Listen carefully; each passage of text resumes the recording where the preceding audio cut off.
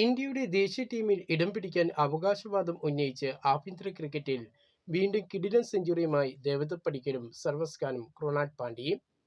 വിജയഹസാര ട്രോഫിയിൽ ഇന്നലെ നടന്ന മത്സരത്തിൽ പുതുച്ചേരിക്കെതിരെ നടന്ന മത്സരത്തിൽ കർണാടക വിജയം നേടിയതും ദേവദത്ത് പടിക്കലിന്റെ തകർപ്പൻ സെഞ്ചുറിയുടെ കരുത്തിലായിരുന്നു. 116 പന്തുകളിൽ 4 സിക്സും 10 ഫോറും അടക്കം 113 റൺസാണ് താരം നേടിയത്. ക്യാപ്റ്റൻ മായങ്ക് അഗർവാളും മത്സരത്തിൽ കർണാടകയ്ക്കായി സെഞ്ചുറി നേടിയിരുന്നു. മായങ്ക് ദേവദത്ത് ഓപ്പണിംഗ് കൂട്ടുകെട്ടിൽ കർണാടക 228 റൺസാണ് നേടിയത്.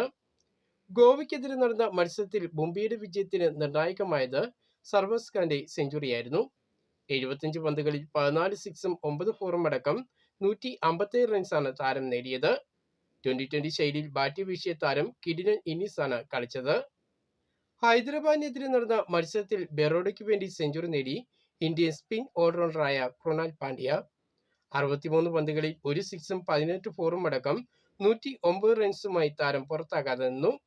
കൃണാൽ ഉൾപ്പെടെ 3 താരങ്ങളായിരുന്നു ബറോഡയ്ക്ക് വേണ്ടി സെഞ്ചുറി പ്രകടനം നടത്തിയത്.